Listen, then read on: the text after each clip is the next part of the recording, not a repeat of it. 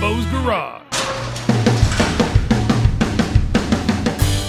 Good afternoon, everyone, and welcome back to Jimbo's Garage. Well, the holiday season is upon us, and I can't think of a better way to kick off the holiday season than to build a holiday project.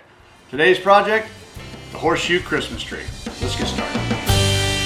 Well, I got started by locating a local farrier in town, and was able to acquire these horseshoes right here. Now, I bought 50 of them. The guy had these things behind his barn back there, and I was able to rummage through and grab what I thought I could. They're kind of trash, but hey, I think they'll work out pretty good. And you can see I had a plan for these nails, so that's why I'm taking the time to pop all these nails out. And you can see I'm saving them there. My first thought was to use them for hooks in the front of the tree for some decorations, but I decided to do something a little bit different. So once I got all that done, and I just wanted to take my wire wheel and grind off the rust that was on here. They were all pretty rusty, and this is kind of the look I was looking for. I wanted them to look rustic, but still have that metal look to them. And, like I said, I think there was like 21 or 22 of these things, and I've picked out the best ones that I could. All horses have different size feet, and so I was trying to get the shoes that were similar in the same size, so this would work. So I was trying to decide on how to make this thing and how big to make this thing, and I decided on 6 horseshoes across, and then worked my way up at 5 and 4 and 3 and 2 and 1, and that would be the good size. I didn't want to have it too big. I didn't want to have it too small. This seemed to be the right size. So I just started tacking everything together right here, and there's not a lot of welding surface that you can weld to right here. But just a couple tacks was just enough to hold them in place, and you can see that they're, because they're different sizes, they didn't line up absolutely perfect, but the shape took some pretty good shape to it, so it looked pretty good. And this funny little horseshoe right here at the top was a different one. I wanted to put that up there just because it was different. And for the base, I wasn't really certain what I was going to do. I thought about it for a while, and I just had this piece of 1.5 by 1/8 thick flat bar stock. And I thought I would just use this for a base, and hopefully I'd be able to stand the tree up and weld it to the base. And I just cut it to the right size right here, and I wanted to have a rounded edge on it, so I just grabbed a washer from my bin right there and just created a slight little radius and took it over here to the belt sander and shaped that up the way I wanted to. Yeah.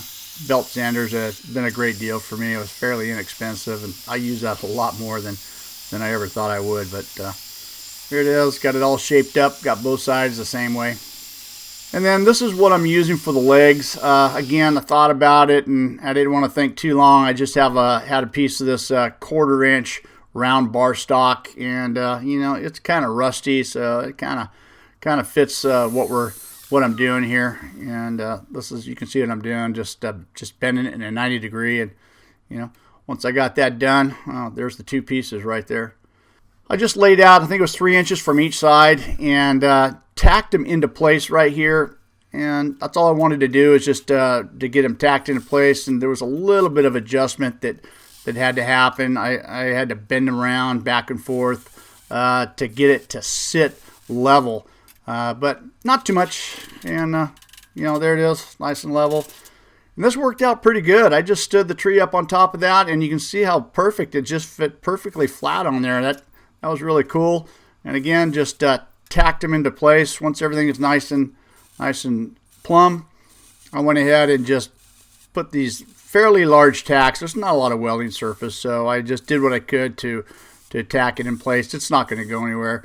And then on the back side, since I already tacked all the shoes on the front side, I just went around the back side and did the same thing to just finish off all the tacks in the back. And that's plenty enough to hold this. This tree is really sturdy. It's not like it's going to be thrown around, and it seemed to be very adequate to what I was doing here.